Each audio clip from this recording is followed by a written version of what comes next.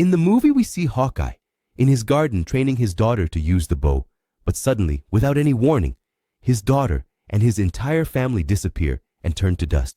He doesn't understand how or why this happened. After that, we move to space and see Iron Man and Nebula, and we learn that they were on the planet Titan, and Spider-Man, who was with them, died among those killed by Thanos. Unfortunately, the spaceship they are currently in has no power or fuel to return, and they are now in space without a goal, with nothing left to do but pray. There is an even bigger problem awaiting them, which is that their oxygen and food supplies are also running out, meaning their death. So Iron Man decided to record his farewell message to Pepper using the suit's helmet before it malfunctioned, hoping that if someone ever found the ship, they would deliver his message to Pepper and his friends whom he was bidding farewell.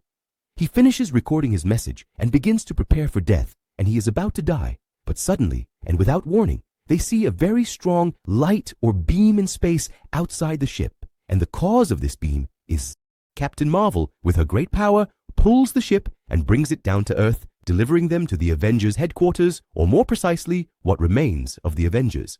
Iron Man and Nebula actually disembark from the ship, and after being welcomed, they all go inside to sit and discuss together. It's clear that Iron Man is still exhausted and very tired, and he sits down to talk with Captain America. He is very sad and tells him that he couldn't defeat Thanos. It's clear that he and Captain America are very upset with each other, so they continue to share any information each of them knows with the other. After that, everyone gathers, including Captain Marvel, and we learn that she came after receiving a distress message from Nick Fury, which he sent before he turned to dust in the previous video.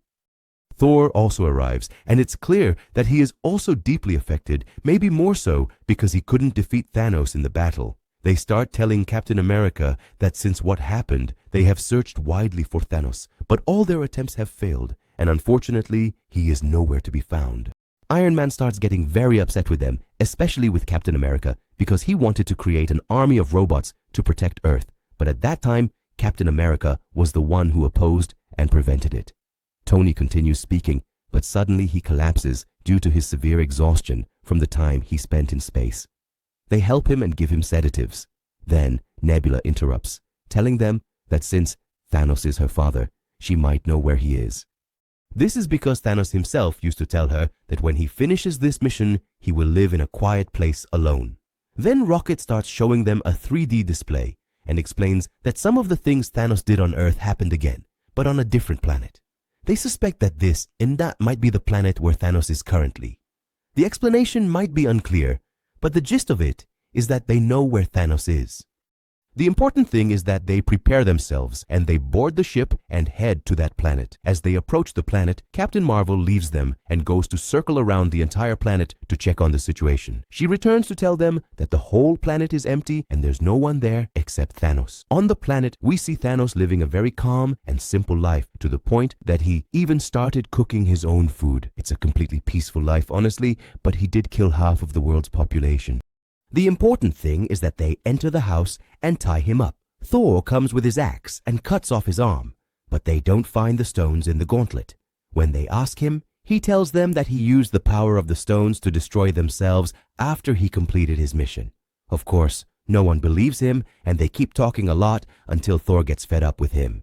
He comes with his axe and completely cuts off his head, and they leave him and return to Earth, unfortunately. They don't gain anything, and eventually lose hope of bringing back any of the people who disappeared. After some time, 5 years pass since all of this happened, and we see each member of our superhero team living their lives. Some have moved on, while others are still in shock and deeply affected by everything that happened. Finally, we see Dr. Hank's van, which was at the end of the Ant-Man movie. And if you haven't watched the summary, you'll find the link to the series with all its videos in the description below the video. Importantly, at the end of the video, if you remember, Scott Ant-Man entered the quantum realm, but unfortunately, he couldn't get out because Dr. Hank and those with him disappeared due to Thanos. No one could bring Scott back, and Scott ended up spending 5 years inside the quantum realm. By chance, a rat enters the van and accidentally presses a button on the device, bringing Scott back again to the real world. When Scott returns and walks down the street, he is shocked by what he sees, seeing strange things, empty streets, and announcements about missing or dead people. He doesn't understand what happened or what is exactly going on, nor does he know where Hank, Hope, and Janet have gone. So he keeps walking until he finds an announcement about his own disappearance as well. He immediately heads to his house and keeps knocking on the door and calling for his daughter until she finally comes out. But as a young woman, not a child like the last time, he saw her. He is very surprised because he realizes that this is his daughter and that she has grown up since he has been trapped in the quantum realm for 5 years. After making sure his daughter is okay, he decides right away to go to the Avengers, to understand anything from them and find out exactly what happened. Indeed, he arrives at the Avengers headquarters, where he meets Natasha and Captain America. As soon as they see him, they assume he disappeared because of Thanos, but Scott starts explaining to them that he was in the quantum realm and that he didn't disappear. He tells them that the 5 years that passed here were only 5 hours for him. So he continues to explain to them that quantum science is very strange and that he has an idea to use this science to go back in time through it. This way, they could bring back all the people who disappeared. Captain America and Natasha are thrilled because they finally have hope again. They immediately decide to seek help from Tony Stark because he's the only one who can assist them.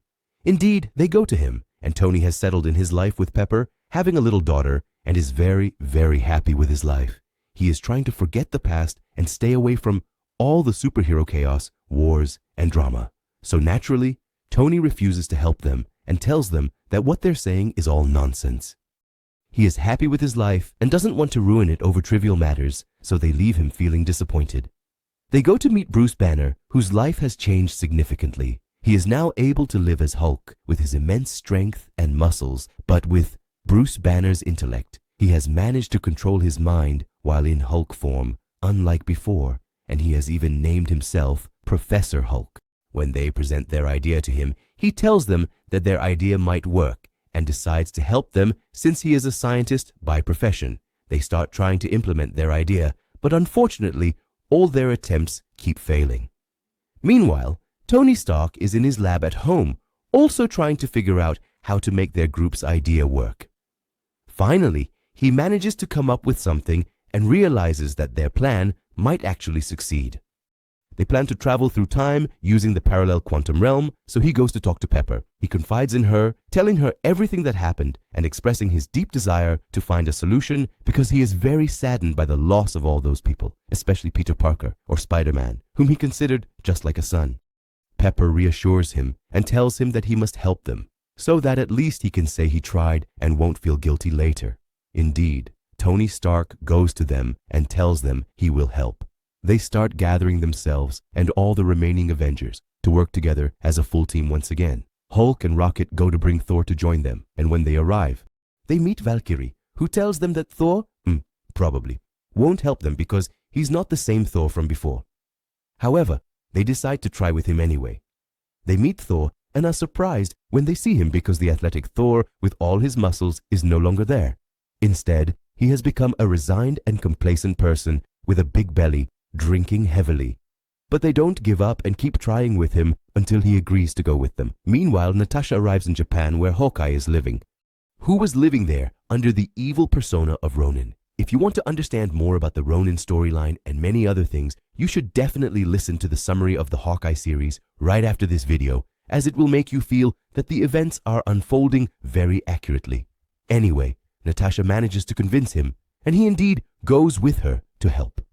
And with that, all the remaining members of the Avengers team gather and head to their base.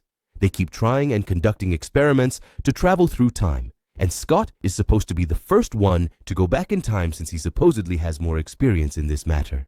But he gets very nervous, so Hawkeye takes his place.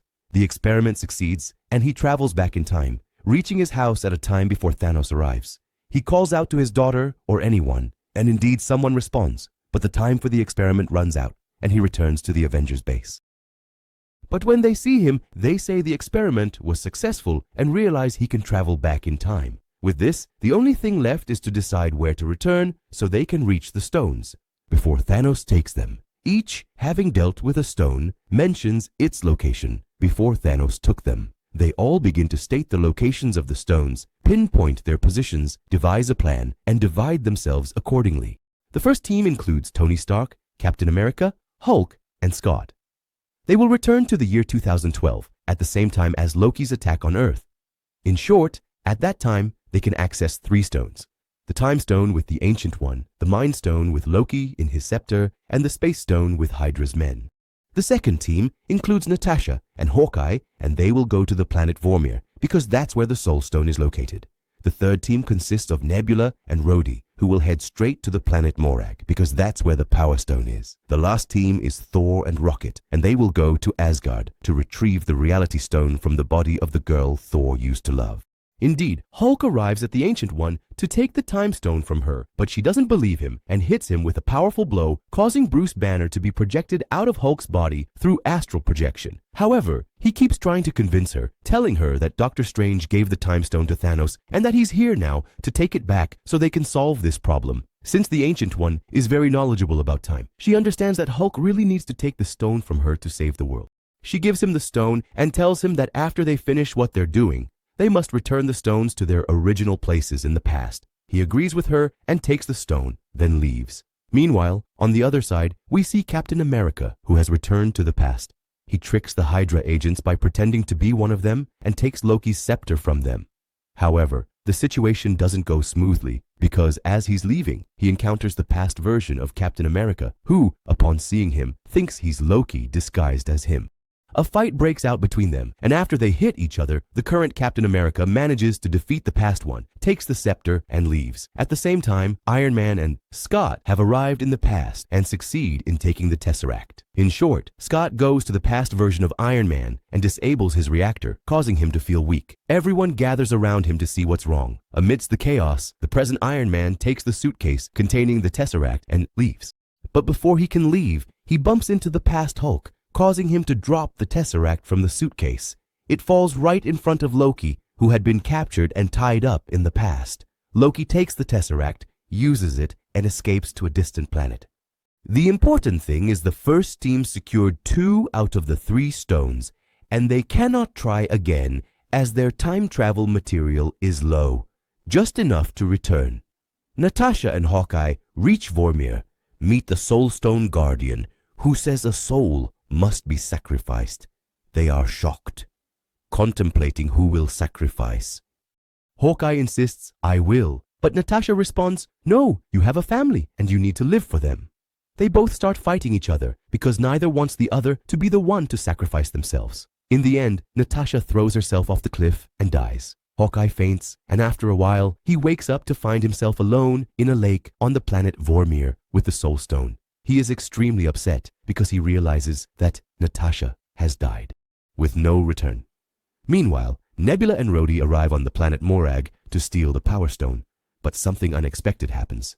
As we all know, Nebula is part robot, so there is interference and a system error occurs. The Nebula from the past, who is in the same place, is able to see the same events that the future Nebula is witnessing. This makes her very confused, and she doesn't understand what's happening. At that moment, she senses that something is wrong. So they start to take control of her and try to extract all the strange information. Past Thanos sees everything that happened, which is considered the future for him, and he understands Nebula betrayed him and joined the Avengers in the future. He also learns he is supposed to collect all the stones and complete his mission, and he finds out he died. And because of that, he orders his assistant to give the system of the future Nebula so that he can send the past Nebula in her place to help him and be on his side. And that's exactly what happens. Rhodey and the past Nebula take the Power Stone and return to the Avengers headquarters.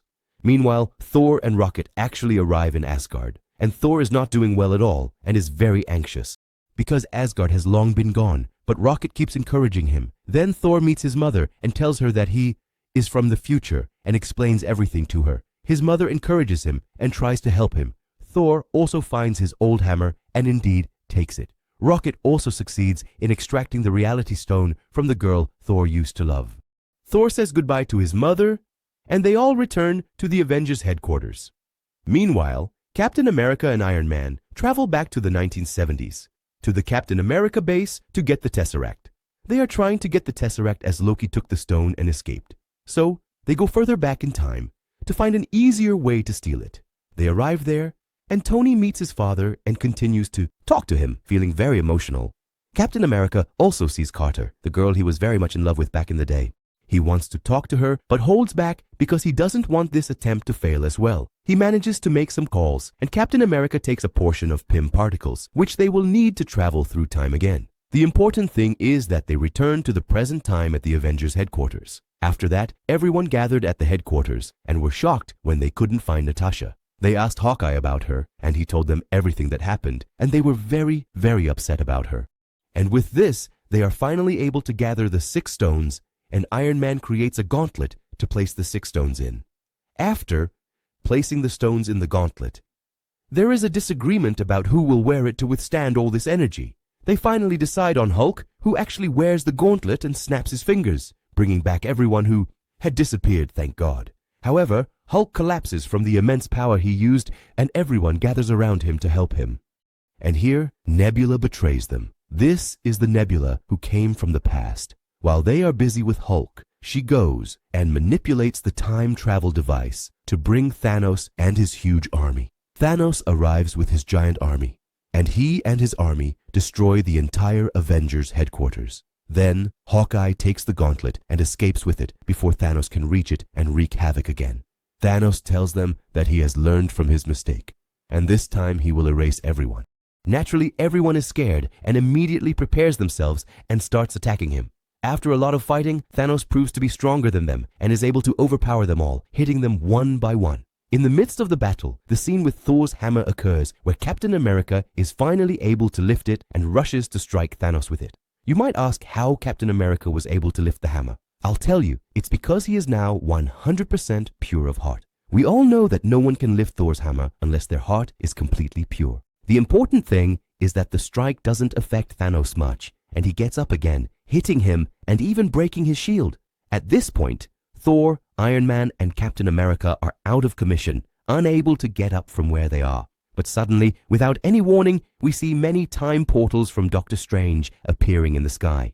After a while, Doctor Strange emerges from one of them, and then from the other portals come all the superheroes who had disappeared because of what Thanos did. But Doctor Strange manages to bring them all to participate in the battle, and almost every superhero that appeared in the entire Marvel Universe shows up. The big and final battle begins with a signal from Captain America, and then the entire fight kicks off everywhere. The army of superheroes and the Avengers on one side, and Thanos with his massive army on the other. In the midst of the battle, Wanda arrives, and Thanos doesn't know what he's up against because, simply put, he's from the past. But she knows everything, so she keeps attacking him with her powers and is about to finish him off. Thanos then orders his ships to fire randomly, and indeed, the ships start shooting at everyone. His plan is about to succeed in distracting the Avengers with something else, but then Captain Marvel arrives and destroys his ship in the blink of an eye. At this moment, Thanos manages to reach the gauntlet, but Captain Marvel comes and prevents him from snapping his fingers. At this point, Thanos finds no other solution but to use the Power Stone to hit her and push her away. However, Iron Man immediately comes and tries to take the gauntlet from his hand, but fails. Thanos snaps his fingers, but nothing happens, and we discover that the stones are in the gauntlet on Iron Man's hand.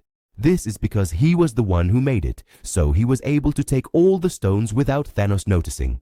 This time, Iron Man snaps his fingers, and Thanos' army disappears in an instant, turning to dust, along with Thanos himself. However, due to the power of the stones, Tony Stark cannot withstand it and dies. They all gather around him, and the joy they felt turns into deep sorrow. They hold a very large funeral afterward. Then they return and listen to the message he left for them in case of his death. Indeed, they listen to it, and he says that he is proud of what he did and also proud of each one of them. After that, we see Hulk, Captain America, and Falcon discussing how they will return the stones to their places. Indeed, they agree, and Captain America takes on this mission. Captain America returns with the stones, but when he comes back, he is very old. Falcon and the others learn that he decided to stay with Carter, marry her, and spend his entire life with her. After she passed away, he returned. Of course, all of this was just a blink of an eye for us, but for Captain America, it was many long years. The important thing is that he gave his shield to Falcon so that he could become the new Captain America. He leaves them and walks away, and that's how the movie ends.